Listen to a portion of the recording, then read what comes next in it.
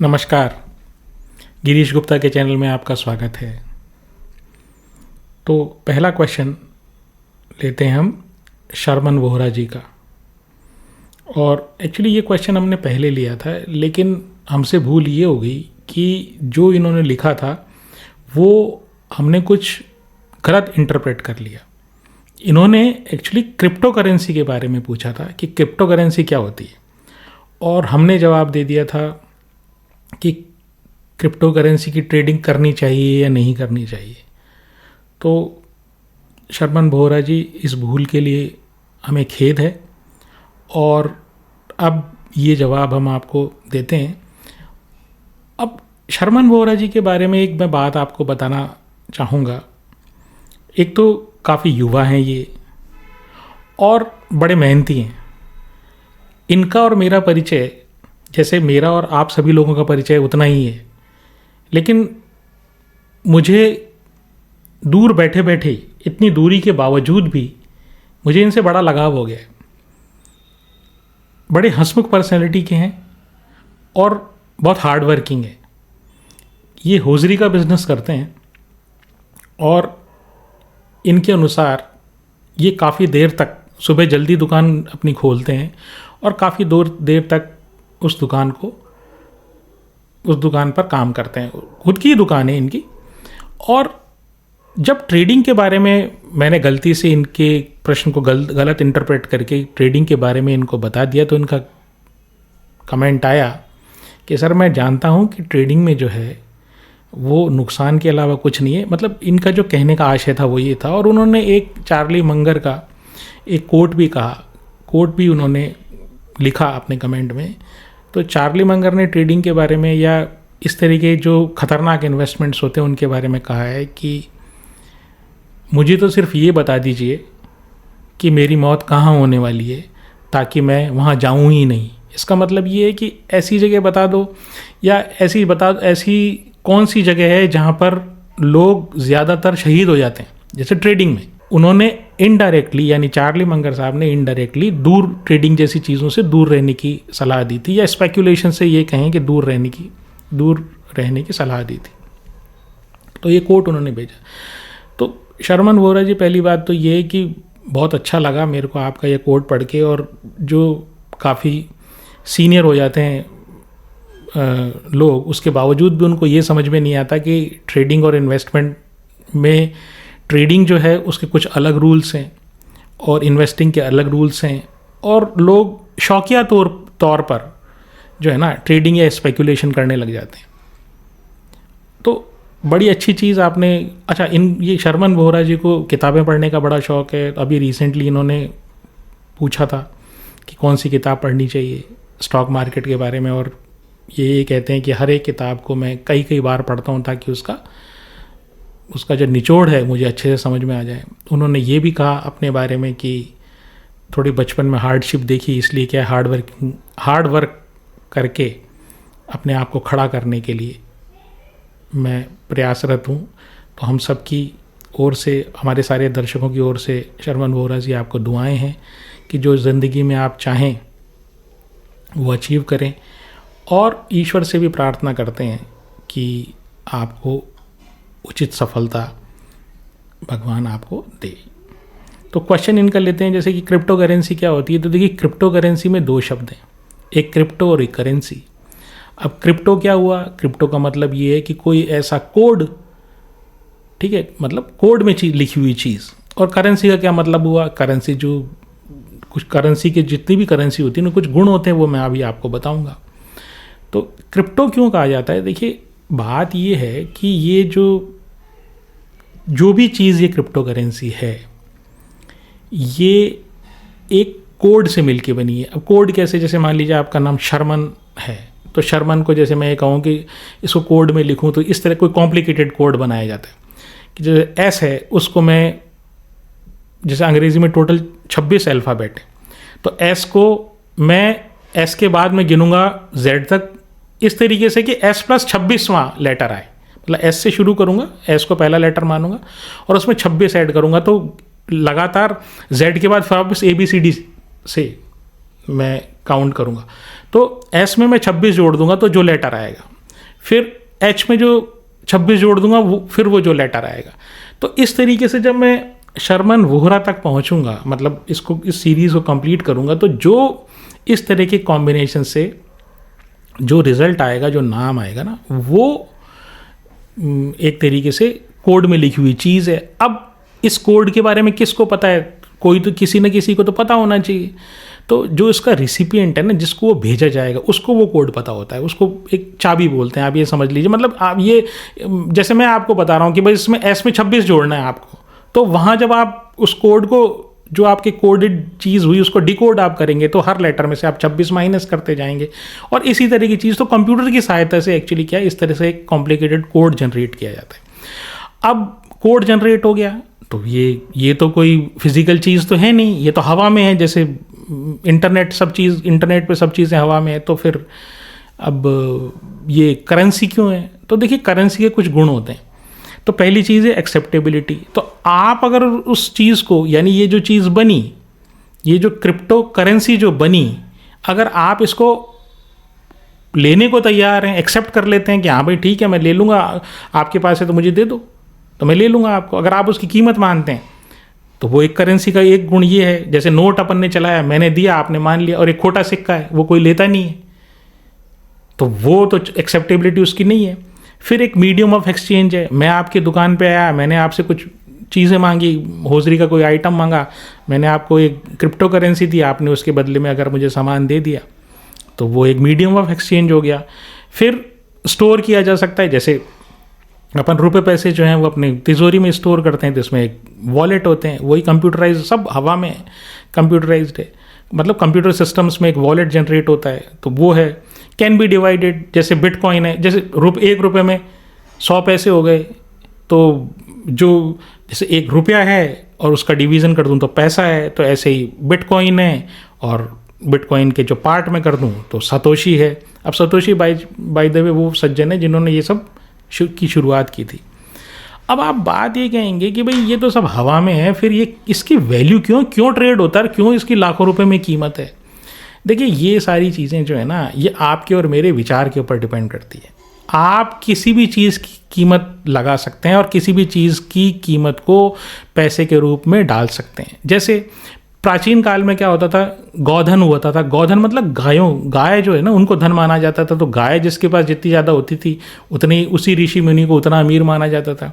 फिर गजधन हाथियों के लिए, है ना, घोड़ों के लिए वाजीधन। ये सारी चीज़ें जो है ना, आप ये सब चीज़ें एक्सेप्ट करने को तैयार हैं और उसके बदले में मुझे कुछ देने को तैयार हैं, तो वो एक तरीके से करेंसी हो जाती है। तो इसलिए इसको क्रिप्टो करेंसी बोलते हैं। अब इसके बारे में अलग अलग लोगों के अलग अलग विचार हैं। देखिए, जिनको क्रिप्टो करेंसी के बारे में डिटेल नॉलेज है वो माइंड मत करिएगा, क्योंकि मैंने ये क्रिप्टो करेंसी को बड़ा सिंप्लीफाइड तरीके से बताने की कोशिश की है, ताकि क्या है कि हमारे जो आम दर्शक हैं ना, उनको समझ में आ जाए। तो बेसिकली ये क्रिप्टो करेंसी कुछ नहीं है, एक कोड है ना, वो कोड है और उसके कुछ गुण हैं जो करेंसी जैसे हैं, और वो इसके कारण ये चल रही है। अब इसके बारे में कुछ लोग अच्छा मानते हैं इसको, कि करेंसी ऐसा हो जाएगा, इसमें इतना पैसा हो जाएगा, इसको कोई सरकार इसको कंट्रोल नहीं कर सकती, और इंटरनेट पे रहेगी, इस पे रहेगी, उस पे, वो बहुत सारी चीज़ें टेक्निकल बातें, उसको आप छोड़ दीजिए। बाकी कोई चीज़ हवा में ट्रेड हो रही है, आप ये समझ लीजिए। जैसे अपन शेयर जो होती है ना, अपन फिजिकल शेयर कहाँ होता है अपना, वो तो कुछ नहीं होता। तो उसी तरीके से, लेकिन ट्रेड हो रहा है उसका, लेकिन उसके पीछे कम से कम कंपनी का बिजनेस तो है। यहाँ पर इसके पीछे क्या है, कोड और उसकी सीक्रेसी, इसके अलावा कुछ नहीं है। तो इसके बारे में एक लेखक हैं, उन्होंने टिकटॉक के ऊपर एक किताब लिखी, उनका नाम है कोरी डॉक्ट्रो।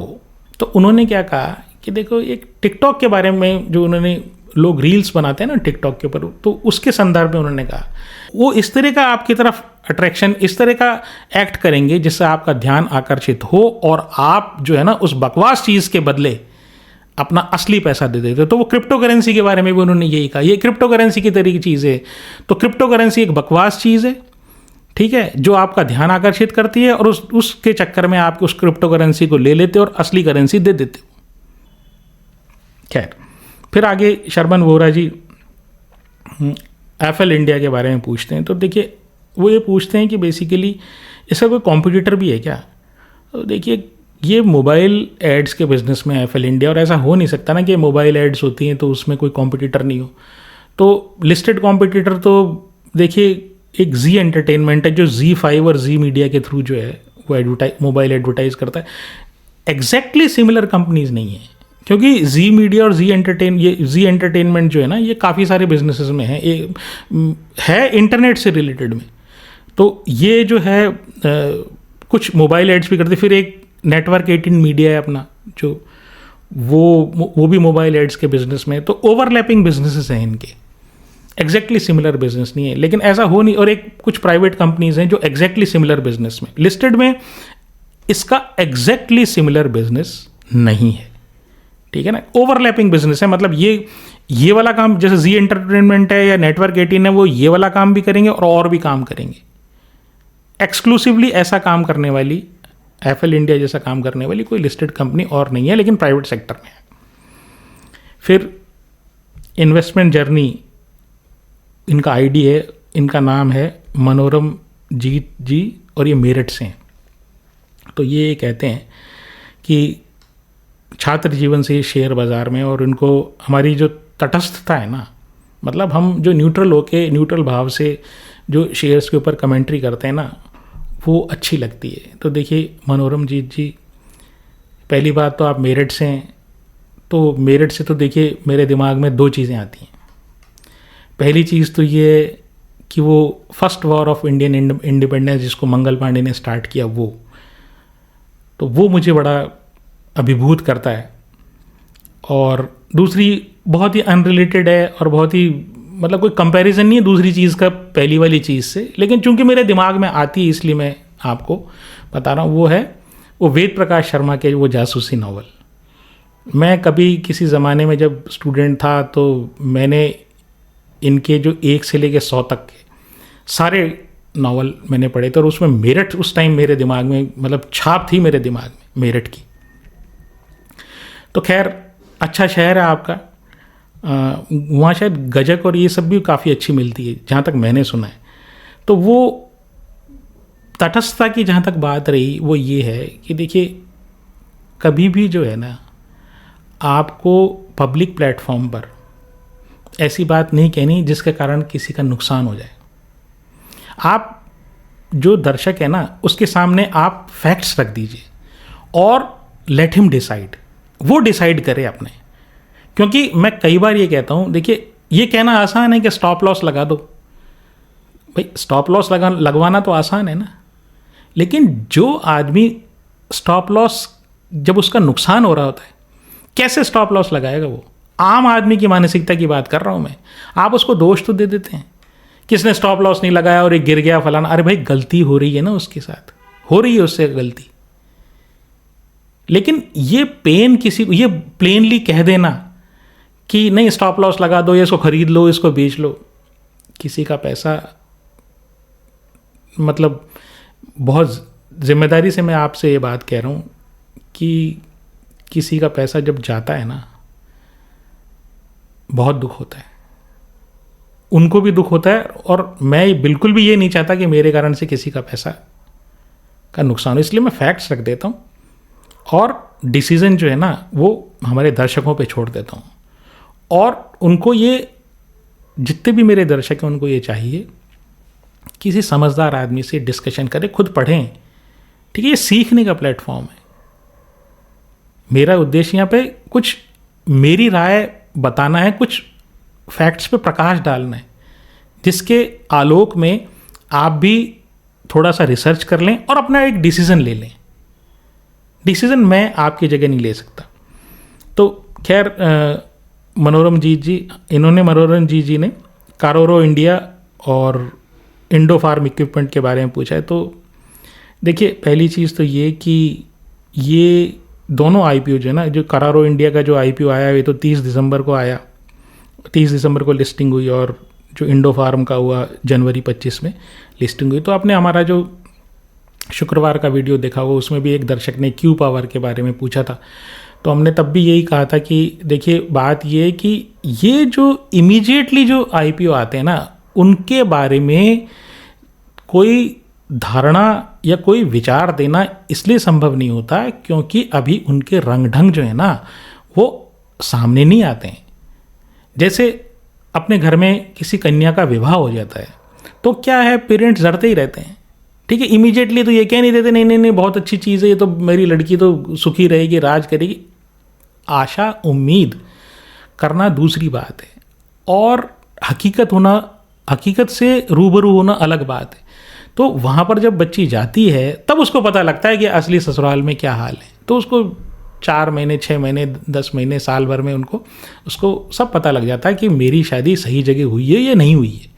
तो ऐसे ही ये जो भी दोनों कंपनियां हैं इनके आप 2-3-4 क्वार्टर के रिजल्ट देख लीजिए और 2-3-4 क्वार्टर के रिजल्ट के बाद आप वापस मुझसे पूछ लें एक बार क्वेश्चन करके कि भाई इसमें अब ये 3-4 क्वार्टर के रिजल्ट आ गए, अब इसका क्या करना है। आईपीओ में अगर आपको आया तो ठीक है, कंपनीज में अभी तक तो पूरे मैंने ऊपर से जो मैंने देखा इनका, वो मुझे कोई इनमें बुराई नज़र नहीं आती। लेकिन फिर भी मैं आपको ये कह रहा हूँ कि बेहतर ये है कि आप 3 या 4 क्वार्टर का रिज़ल्ट अगर आपने नहीं लिया है तो 3 या 4 क्वार्टर का रिज़ल्ट आप एक बार देखें, उसके बाद डिसाइड करें इन शेयरों के बारे में। इंफॉर्मेशन प्रोवाइडर जो है ना वो IQ लाइटिंग के बारे में पूछते हैं। तो देखिए ये जो IQ लाइटिंग है ना, इसका IPO जून 2023 में आया था और अब इन्होंने क्या नाम भी अपना चेंज किया, IQ लाइटिंग से IQ टेक्नोलॉजी कर दिया। अब टेक्नोलॉजी क्यों किया, अरे भाई पहले जो है ना वो ये LED लाइटिंग बनाते थे, अब क्या है, अब ये कोई इंटरनेट से रिलेटेड इक्विपमेंट भी बना रहे हैं, कोई मेडिकल इक्विपमेंट भी बना रहे हैं, कुछ और तरह तरह के जो स्विचेस हैं उसमें जा रहे हैं। तो बेसिकली क्या है नाम, और इन्होंने ये भी पूछा इन्फॉर्मेशन प्रोवाइडर साहब ने कि नाम बदलने से फ़र्क पड़ता है? कुछ नहीं फ़र्क पड़ता। आप नए कपड़े पहन लेंगे, आप दूसरा अपना नाम बदल लेंगे तो क्या फ़र्क पड़ता है? क्या फ़र्क पड़ेगा? कोई फ़र्क नहीं पड़ता, ठीक है। इन्होंने कंपनी का ऑब्जेक्ट भी बदल लिया, ये जो कंपनी है इन्होंने अपना ऑब्जेक्ट भी बदल लिया कि भाई हम सेल भी करेंगे, हम ट्रेडिंग भी करेंगे, इलेक्ट्रॉनिक गुड्स में करेंगे। अब क्या है, इससे कोई फ़र्क नहीं पड़ता। खैर मैं पहले ये बताता हूँ ये करती क्या है। तो ये ODM है। ODM क्या होता है, जैसे ओरिजिनल डिज़ाइन मैन्युफैक्चर, डिज़ाइन कर लेती हैं ये कंपनी, अपने एक कोई प्रोडक्ट है उसका डिज़ाइन कर लेती हैं। अब बाकी सब जितने भी, जैसे मान लीजिए LED लाइट है, वो बजाज वाला भी लेता है, हेवल्स वाला भी लेता है, ठीक है, ओरिएंट वाला भी लेता है, और भी कुछ और भी जो सिल्वेनिया वाला भी मान लीजिए LED लाइट लेता है। तो ये एक अच्छी सी खूबसूरत सी डिज़ाइन करते हैं और उनके पास जाते हैं कि भाई आपको ऐसी ये डिज़ाइन पसंद है क्या, अगर आप कहो तो हम आपके लिए माल बना दें। तो माना जिस को पसंद आती है तो वहाँ पर जाके ये क्या करते हैं कि वो उस हिसाब से डिज़ाइन बना देते हैं और वो कंपनीज अपना ठप्पा लगा के उनको बेच देती है।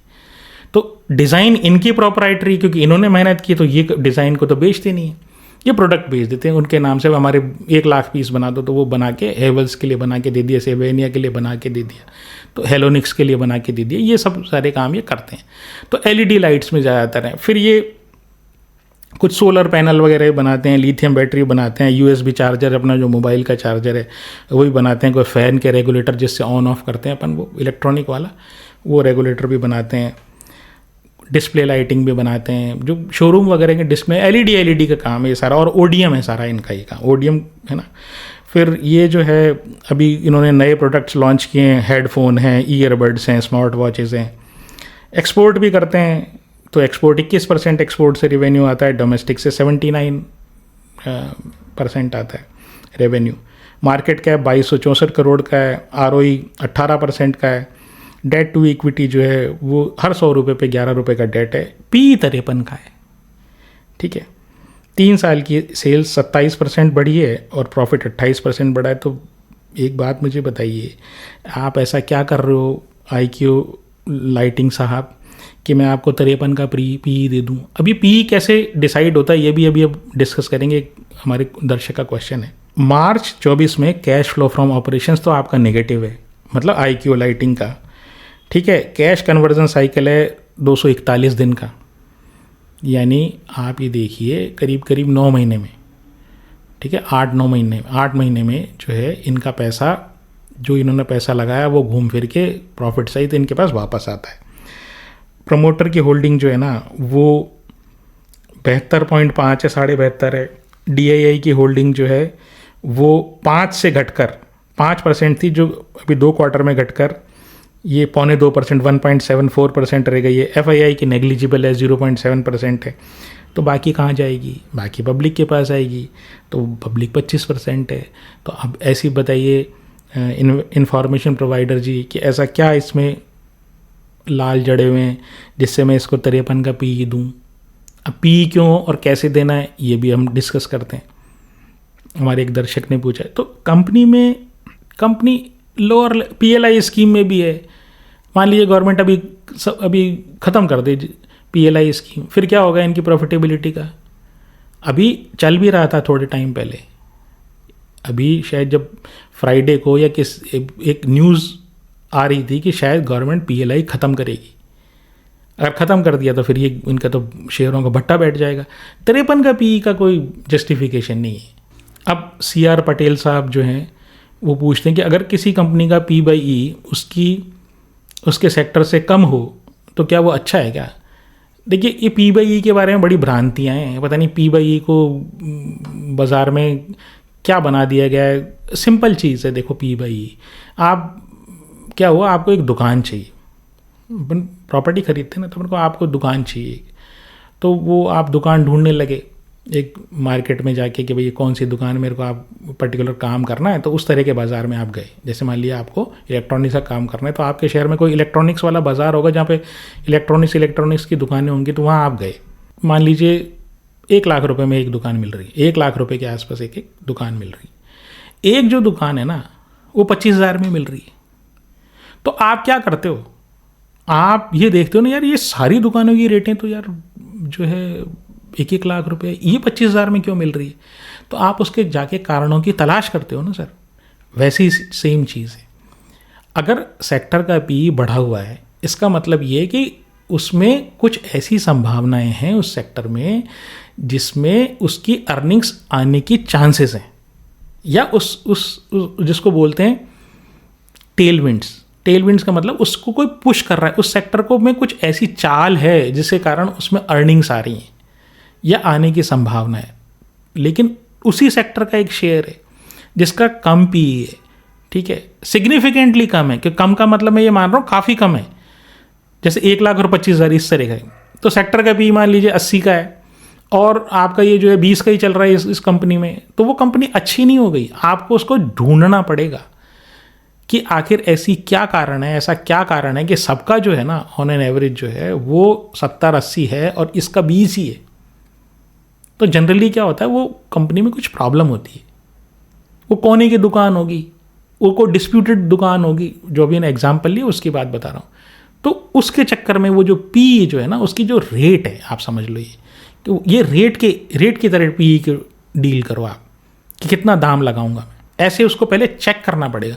कोई स्पेसिफिक कंपनी हो तो आप ज़रूर क्वेश्चन में लिख के पूछें, तो मैं कमेंट में लिख के पूछें तो मैं आपको बताने की कोशिश करूँगा। अयूब बीजापुरे जो है ना, वो एलेकॉन इंजीनियरिंग की बात करते हैं। तो देखिए, बड़ी अच्छी शानदार कंपनी है। मतलब ये ऐसी जो कंपनियां हैं ना, ये लगता है कि हाँ भाई किसी इन्वेस्टर ने मतलब छांट के लिए इस कंपनी को। अच्छा क्वेश्चन पूछा है आपने। 1951 में कंपनी की स्थापना हुई और जो ये है ना, ये क्या बनाती है, गियर्स और गियर बॉक्सेस बनाती है और मटेरियल हैंडलिंग इक्विपमेंट बनाती है। मटेरियल हैंडलिंग अपने वो जो जैसे क्रेन से उठा के अपन वो नहीं होता, कंटेनर होते हैं जैसे अपने शिप्स पे, जो पोर्ट्स जो होता है उस पर शिप्स कंटेनर होते हैं ना। अब उस कंटेनर को उतार के, मतलब उस कंटेनर बड़ा कंटेनर होता है, तो फिल्मों में भी देखा होगा ना आपने, उठा के कैसे रखा जाएगा आपका। तो गियर्स क्या होते हैं, गियर्स अपने स्कूटर्स में और कारों में, ये सब जो ट्रांसमिशन के लिए काम आता है, ठीक है। तो वो सब चीज़ें, दांते बोलते हैं उसको, है ना, दांता, चक्का और दांते, तो नॉर्मल लैंग्वेज में ऐसे बोलते हैं उसको। तो गियर्स बनाते हैं और कॉम्प्लिकेटेड इंडस्ट्रीज़ के लिए ये सब गियर बनाती है। अब ये जो है कंपनी 76% इसका रेवेन्यू भारत से आता है और ओवरसीज से, यानी बाहर से 85 देशों में इनकी मतलब ये एक्सपोर्ट करते हैं और 24% रेवेन्यू वहाँ से आता है। 110 इनसे ज़्यादा इनके डिस्ट्रीब्यूटर डीलर हैं और 11 इनके OEM है। यानी जैसे मान लीजिए OEM पार्टनर, यानी मान लीजिए मारुति वाला है, होंडा वाला है, या कारों वाला, मतलब कार है, मरीन है, मतलब शिप्स वाले हैं, जहाँ भी गियर काम आते हैं ना, वहाँ पे एलेकॉन इंजीनियरिंग के गियर जो होते हैं ना, वो मतलब उनकी प्रेजेंस है। तो ऐसे 11 जो हैं इनके OEM पार्टनर हैं, यानी जिनको ये सप्लाई करते हैं। 3 साल की सेल जो है 23% बढ़ी है, प्रॉफिट 83% बढ़ा है, 1000 करोड़ का मार्केट कैप है, 25% की ROE है, डेट नेग्लिजिबल है, केवल 7 रुपये का डेट है 100 रुपये के ऊपर। FII के बाद 9.73% है, प्रमोटर के पास लगभग 59% है, DII के पास 3.67% है, और ये जो DII की बढ़ रही है, जो FII का भी थोड़ा सा बढ़ा है, और वो हमेशा की तरह पब्लिक का कम हुआ है जो 27.3 है। तो अयूब बीजापुर जी बहुत शानदार कंपनी है। महेश सेठी जी IOL CP के बारे में पूछते हैं।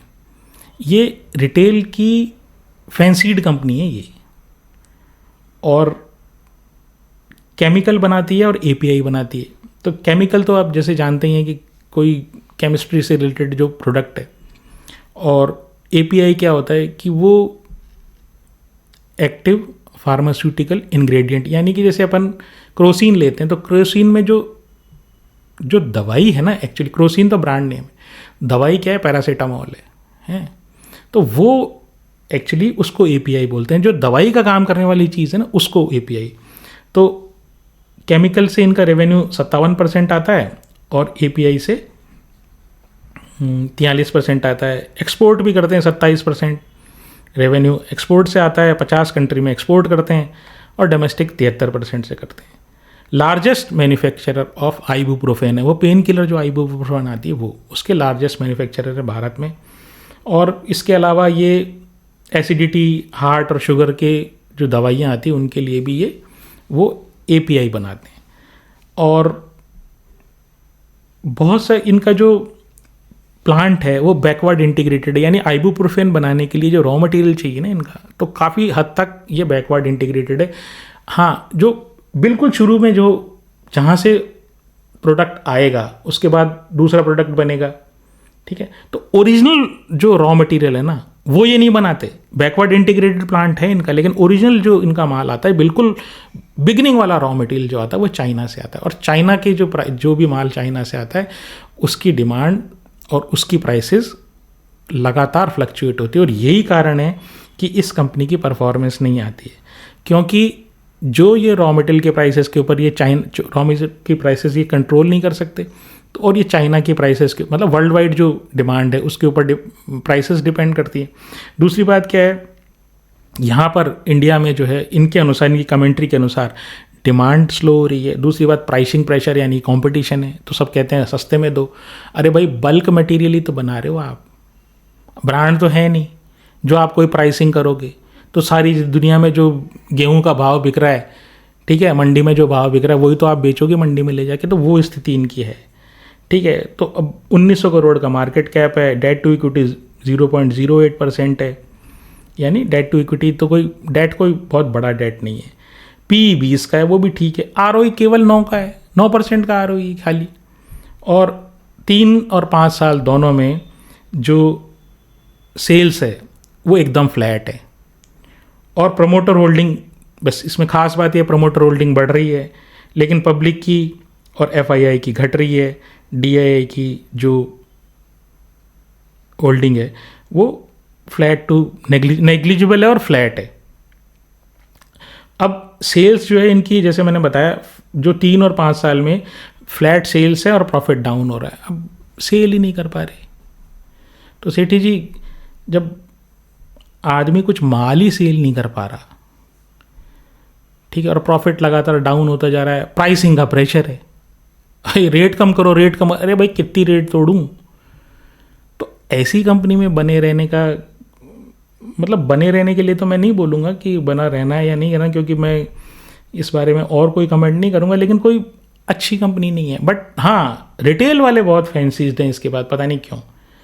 तो मुझे लगता है आपने भी, हाँ लिखा तो है आपने प्राइस, लेकिन अब क्या करना है, मैंने आपके सामने फैक्ट्स रख दिए, डिसाइड सेठी जी आपको करना है।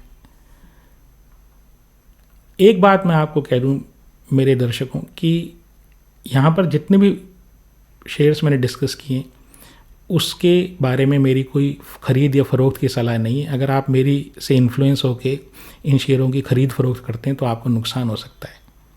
अगर आपको मेरा प्रयास पसंद आया हो तो आप चैनल को सब्सक्राइब करें, वीडियो को लाइक करें और शेयर करें। किसी अन्य शेयर के बारे में जानना चाहते हो तो कमेंट सेक्शन में लिखें। आज के लिए इतना ही।